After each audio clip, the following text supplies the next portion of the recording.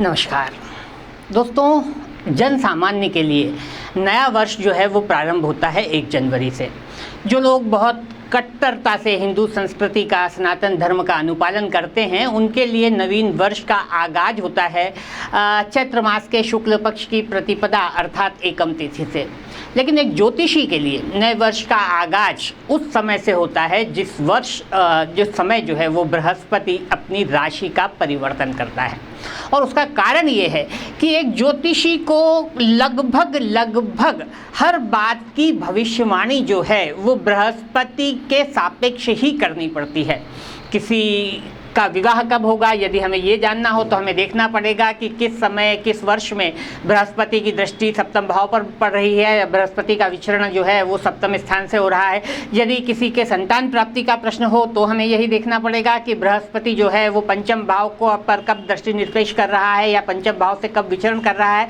इसी तरह जब कोई मकान बनाने का प्रश्न करे तो चतुर्थ भाव को देखना पड़ेगा। जब कार्य व्यवसाय में परिवर्तन क्या या जॉब में चेंज का या यूं कहें कि पदोन्नति का कोई प्रश्न हो तो उसके लिए हमें देखना होगा कि बृहस्पति दशम भाव को कब प्रभावित कर रहा है। और यदि कोई मांगलिक कार्यों संबंधित प्रश्न करे तो हमें नवम भाव के बृहस्पति को देखना पड़ेगा। आध्यात्मिक विषयों का प्रश्न करे तो हमें नवम भाव के बृहस्पति को देखना पड़ेगा। कुल मिलाकर जमाने भर के जितने प्रश्न एक ज्योतिर्विद के पास आते हैं उसमें से अधिकतम प्रश्न जो है वो बृहस्पति के गति से ही, बृहस्पति के विचरण से ही नाड़ी ज्योतिष में उसका जो है वो फल प्रतिपादन किया जाता है। इसलिए बृहस्पति का गोचर, और बृहस्पति लगभग रहता भी एक ही वर्ष है एक राशि में, तो बृहस्पति का गोचर ज्योतिषी के लिए बहुत महत्वपूर्ण होता है। और जिस समय बृहस्पति बदल रहा होता है उस समय से ज्योतिर्विद जो है वो प्रायः विभिन्न घटनाओं के घटने की भविष्यवाणी करते हैं। ये बृहस्पति अब परिवर्तित हो रहा है 2 जून सन 2026 को और ये जा रहा है अपनी उच्च राशि कर्क में। अतिचारी गति में रहेगा सिर्फ 5 महीने के लिए, अर्थात 2 जून से लगाकर 1 नवंबर तक जो है वो कर्क में रहेगा। उसके बाद ये चला जाएगा सिंह राशि पर, जहाँ पर वो 12 दिसंबर को वक्री होगा। 1 नवंबर को सिंह पर जाकर 12 दिसंबर को सिंह पर वक्री होगा और लगभग 24 जनवरी को जो है वो वापस वक्र गति से कर्क राशि में प्रवेश कर जाएगा और फिर वहां पर जून मध्य तक जो है वो संस्थित रहेगा। यद्यपि थोड़ा सा टुकड़ों में है बृहस्पति का गोचर, पहले कर्क में फिर सिंह में फिर वापस कर्क में, लेकिन हमारा ऐसा अनुमान है कि सिंह राशि का बृहस्पति सिंह राशि में कोई बहुत अधिक फल नहीं प्रदान करेगा, क्योंकि कुल 2 अंश 50 कला तक ही वो सिंह राशि में जाएगा और उसके बाद वक्री हो जाएगा। तो अधिकांश जो है इस वर्ष फल जो है इस वर्ष यानी अब 2 जून के बाद अगले जून 2027 तक जो फल हैं वो बृहस्पति के कर्क राशि में ही मिलेंगे। इसके अलावा कुछ ज्योतिर्विदों का कथन है, मान्यता है कि चूंकि बृहस्पति अतिचारी है तो वो बहुत तीव्रता से फल देगा। उसके विपरीत कुछ ज्योतिर्विदों का ये मान्यता है कि बृहस्पति अतिचारी होने से अपने पूर्ण शुभ फल जो है वो प्रदान नहीं कर सकेगा। हमारा ऐसा सोच है कि बृहस्पति हो सकता है जून से नवंबर के मध्य का जो समय है, इस समय में बहुत पूरी अपनी इंटेंसिटी से, पूरी अपनी तीव्रता से फल प्रदान नहीं कर सके, लेकिन जब वो वापस आएगा सिंह राशि से पलटकर 24 जनवरी के बाद वापस जब कर्क राशि में आएगा, उस समय एक तो वो वक्री रहेगा और फिर जब वो स्तंभित होगा कुछ समय उसकी गति जो है वो नॉर्मल हो जाएगी, तो उस समय उसके फल जो है वो अधिक तीव्रता से आपको प्राप्त होने चाहिए। तो चूंकि बृहस्पति का गोचर जो है वो बहुत अधिक महत्वपूर्ण होता है, इसलिए हम इसे इस गोचर के जो वार्ता है उसको हम 3 एपिसोड में पूर्ण करने का प्रयत्न करेंगे। मेष से लगाकर कर्क राशि पर्यंत मैं आज के एपिसोड में आपको बताऊंगा, सिंह से लगाकर वृश्चिक पर्यंत जो है वो मैं दूसरे एपिसोड में आपको बताऊंगा और धनु से लगाकर मीन पर्यंत जो है वो मैं आपको अपने तीसरे ब्लॉग में बताने का प्रयत्न करूंगा। तो आज मेष राशि से हम प्रारंभ करेंगे, लेकिन उसके पहले एक डिस्क्लेमर मैं आपको जरूर दे दूं कि ये जो बृहस्पति के गोचर पर हम बातचीत कर रहे हैं, आप कहें कि 100% वो सटीक होगी तो ऐसा संभव नहीं होता। गोचर के ग्रहों से हमें ये देखना होता है कि आपकी जन्म कुंडली में ग्रह किस तरह संस्थित हैं और वर्तमान में आपकी दशा अंतर्दशा क्या चल रही है। लेकिन फिर भी आपको विश्वास दिलाता हूं कि एक जनरल गाइडेंस के लिए यदि आप ध्यानपूर्वक अपने लग्न और अपनी राशि को देखेंगे तो एक जनरल गाइडेंस के लिए ये वार्ता बहुत ही महत्वपूर्ण साबित होगी। तो बात का आगाज करते हैं और आगाज करते हैं आकाशमंडल की पहली राशि या पहले लग्न मेष से। दोस्तों, मेष लग्न या राशि में बृहस्पति जो है वो चतुर्थ स्थान से विचरण करेगा। चतुर्थ भाव में उच्च का होगा। ये आपकी कुंडली में जो है वो भाग्य स्थान और व्यय भाव का स्वामी बनता है। चतुर्थ भाव से विविध तरह के सुखों का विचार किया जाता है। उसमें आपके भौतिक सुख भी हो गए और उसमें आपके मानसिक सुख भी हो गए। भाग्येश का उच्च का हो जाना, एक त्रिकोण के स्वामी का एक केंद्र में चला जाना बहुत ही शुभ फलों का प्रतिपादन करता है। तो सारे मानसिक और भौतिक सुख इस बृहस्पति के विचरण के दौरान आपको प्राप्त होने की पूरी संभावना है। जहाँ तक कैरियर की बात है तो कैरियर में जो है वो दशम भाव पर कर्म स्थान पर इस बृहस्पति की दृष्टि होगी। ये बृहस्पति की दृष्टि आपके कार्य व्यवसाय में निश्चित रूप से विस्तार करेगी, क्योंकि बृहस्पति जो है वो एक विस्तार का कारक ग्रह है।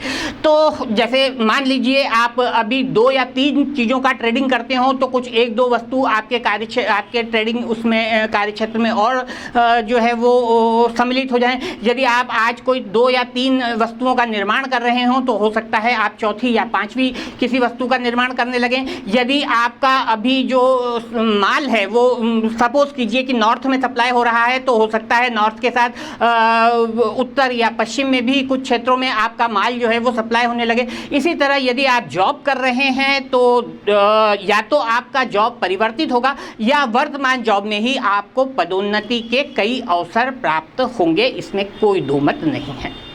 जहाँ तक धन संबंधी विषय का प्रश्न है तो बृहस्पति जो है वो लाभ स्थान से इस समय आ गया है 6ठे भाव में और धन स्थान से जो वो है आ गया है तृतीय भाव में। दोनों ही स्थानों से बृहस्पति की वर्तमान अवस्था जो है वो कोई बहुत शुभ नहीं है। इसके अतिरिक्त मैंने अपने अनुभव में पाया कि चौथे भाव में जब भी बृहस्पति होता है तो वो बोने का टाइम होता है। ये मुहावरों की भाषा में बात कर रहा हूँ मैं, बोने का टाइम होता है। अर्थात चौथे भाव में बृहस्पति में आप जो कुछ भी बोते हैं वो पंचम भाव में जब बृहस्पति आता है तब आप उसकी फसल काटते हैं।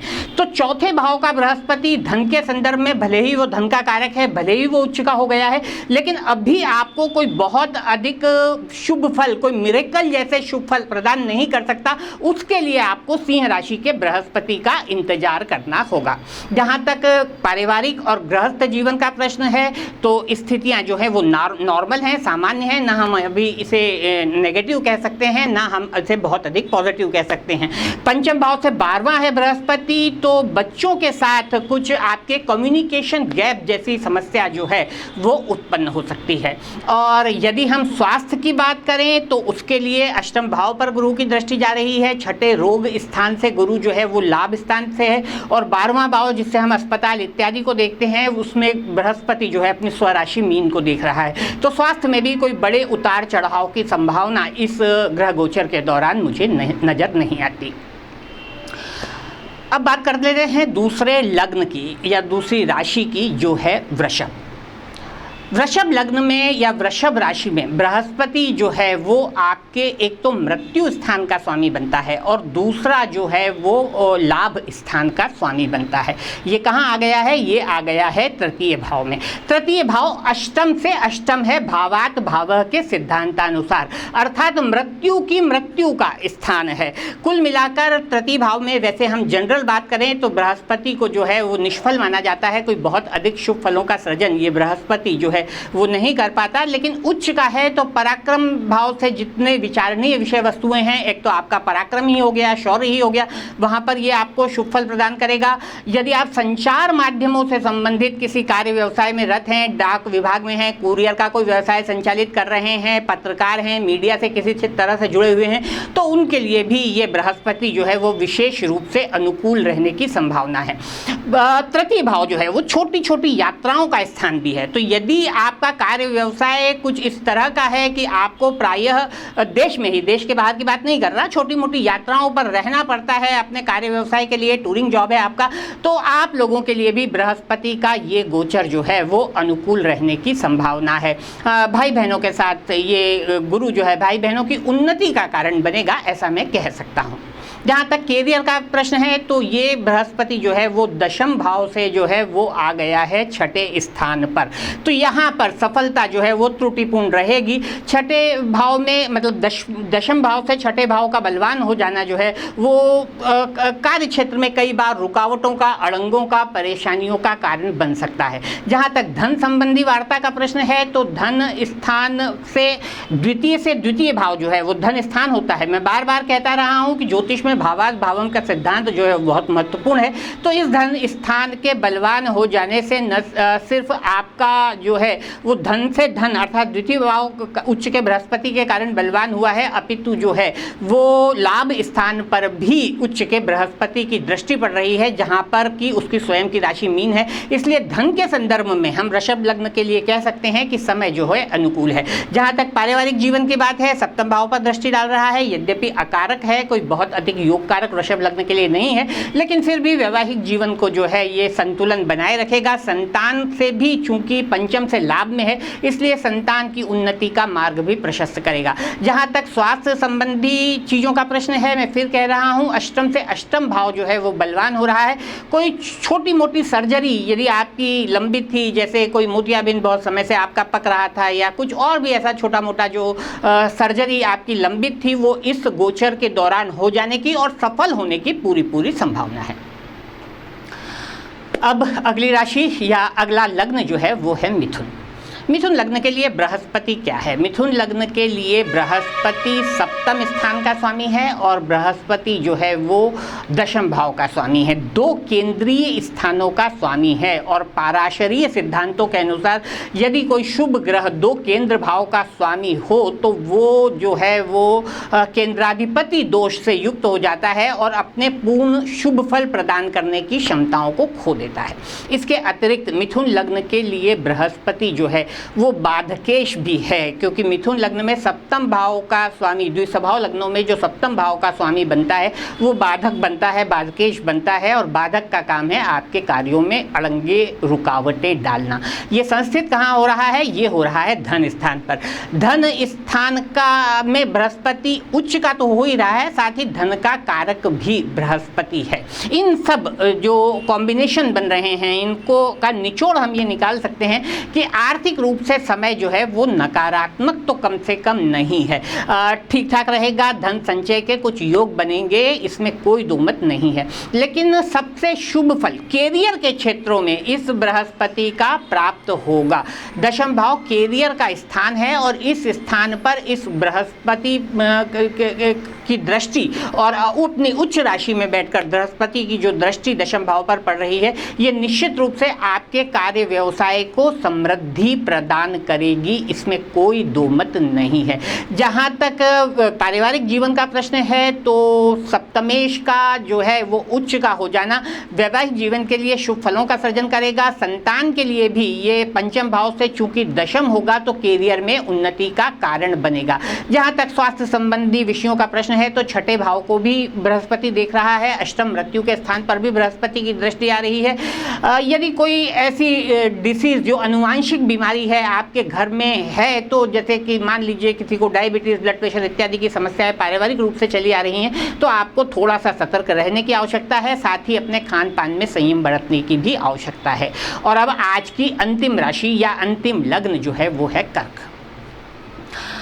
दोस्तों कर्क लग्न में भाग्येश उच्च का हो गया है, बहुत बहुत बहुत शुभ जो है वो ग्रह स्थिति निर्मित हो रही है। और वर्तमान में यदि आप ज्योतिर्विदों के ब्लॉग देख रहे हों तो आप पाएंगे कि सभी ने लगभग एक मत से ये आपको कहा होगा कि बहुत अच्छा समय आने वाला है। लेकिन मैं आपको एक बात बता दूं कि वर्ष 2014 वर्ष 2015 में भी बृहस्पति उच्च के हुए थे, उस समय भी आप रंक से जो है वो राजा तो नहीं बन गए थे। तो ऐसे किसी बहुत बड़े चमत्कार की उम्मीद जो है वो मत रखिएगा। समय सामान्य से अच्छा है, इस बात में कोई दो मत नहीं है। आपकी प्रतिष्ठा बढ़ेगी, आपकी ओजस्विता बढ़ेगी, लोग आपका अनुपालन करेंगे।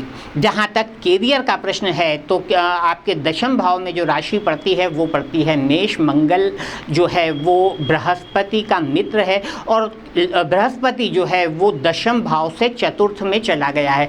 परिश्रम के उपरांत सफलता, और वो सफलता उतनी होगी जितना अधिक आप परिश्रम करेंगे, ऐसे योग निर्मित हो रहे हैं। हाँ, ये है कि आप जो कुछ भी एफर्ट करेंगे उसका कुछ ना कुछ लाभ, भले ही प्रतिशत लाभ का कम या ज़्यादा आपकी उम्मीद से हो सकता है, लेकिन आपको अपने कर्मों का जो है वो उचित लाभ मिलने की पूरी संभावना है। पारिवारिक जीवन सबसे अच्छा रहेगा, क्योंकि पत्नी के स्थान सप्तम भाव को भी बृहस्पति देख रहा है और संतान के भाव पंचम भाव पर भी बृहस्पति दृष्टि निरपेक्ष कर रहा है।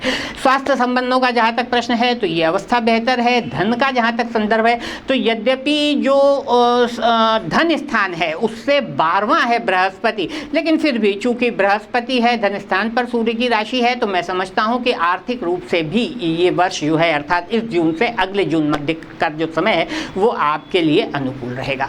दोस्तों, आज हमने 4 राशियों की बात की, मेष से लगाकर कर्क पर्यंत, और सिंह से लगाकर वृश्चिक लग्न वालों के लिए बृहस्पति के इस परिवर्तन का क्या प्रभाव होगा, इसके बारे में हम बात करेंगे अपने अगले ब्लॉग में। तब तक के लिए आज्ञा दें। नमस्कार।